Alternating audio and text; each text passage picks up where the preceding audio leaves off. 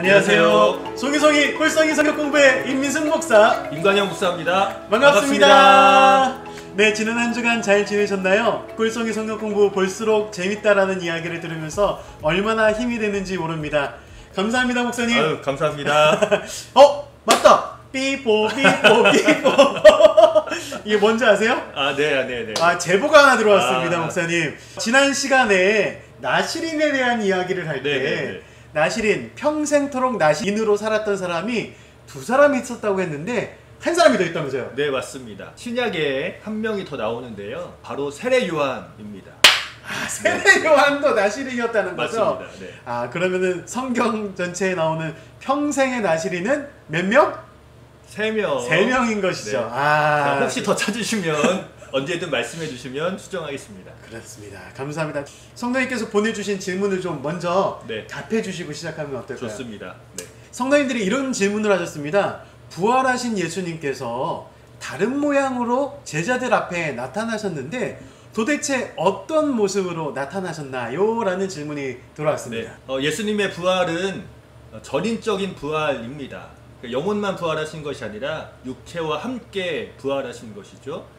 그래서 예수님께서는 제자들에게 찾아가셔서 조반을 함께 잡수기도 하셨고, 또 예수님께서는 제자들에게 손의 못자국과 창자국을 만져보라 라고 말씀하시기도 하셨고요. 맞습니다. 그건 육체가 있다는 말이게 되겠죠. 그렇죠. 또 닫혀있던 공간 안에 모여있던 그 제자들을 문이 열린 적이 없이도 들어가셔서 찾아가셔서 통과해서 제자들을 만나기도 하셨습니다.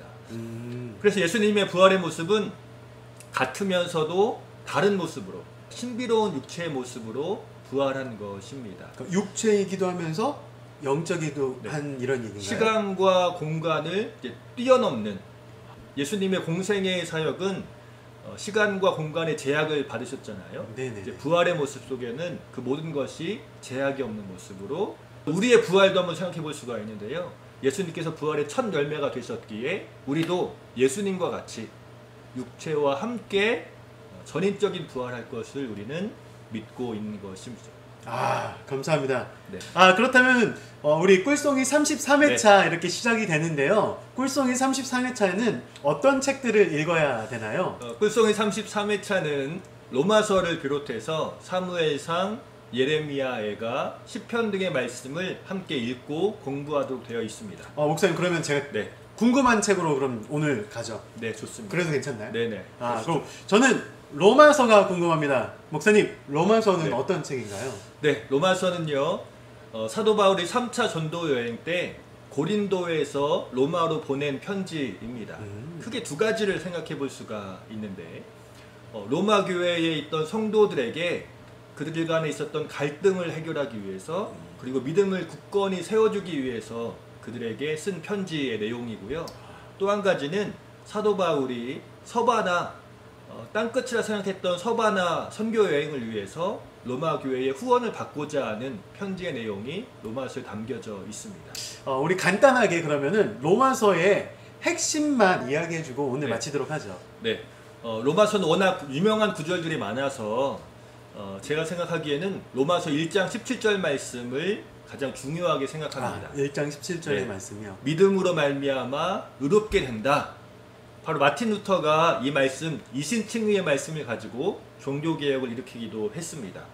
루터는 이 이신칭의 교리를 아주 중요하게 생각해서 교회가 서기도 하고 넘어지기도 하는 믿음의 조항이라고 아주 중요하게 생각했죠. 그러면 1장 17절에서 우리가 중요하게 생각해야 되는 것들이 어떻게 되나요? 이 말씀 가운데 세 가지 중심 단어가 나옵니다.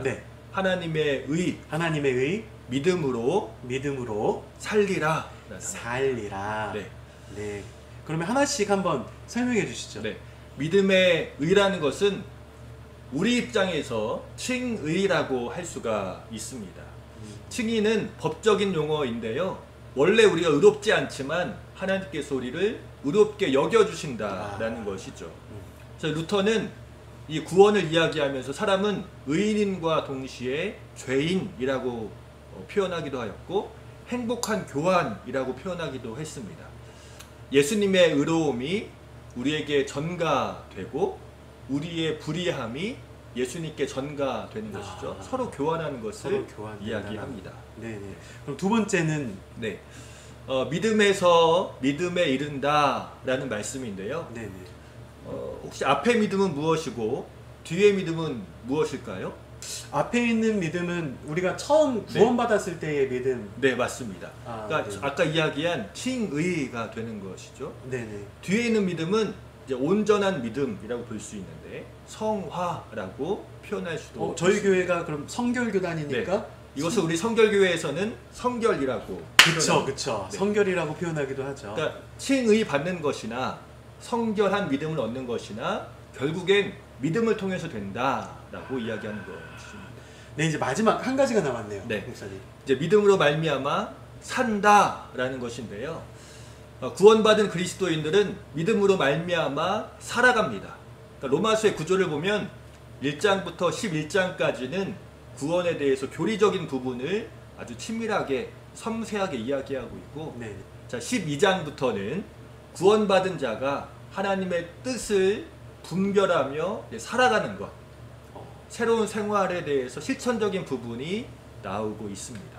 굉장히 중요한 말씀이 네. 로마서에 적혀 있는 거네요. 네, 맞습니다. 우리의 행위를 통해서 구원받는 것이 결코 아니지만 맞습니다. 구원받은 자는 구원받은 자의 증거로서 새로운 삶, 성도의 삶이 필요하다라는 것이 네. 로마서에 적혀 있다는 거죠. 맞습니다. 구원의 열매가 나타나야 하는 것이죠.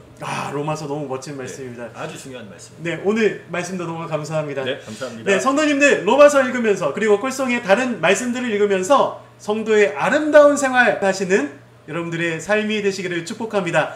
한 주간도 행복하시고 다음 주에 다시 만나요.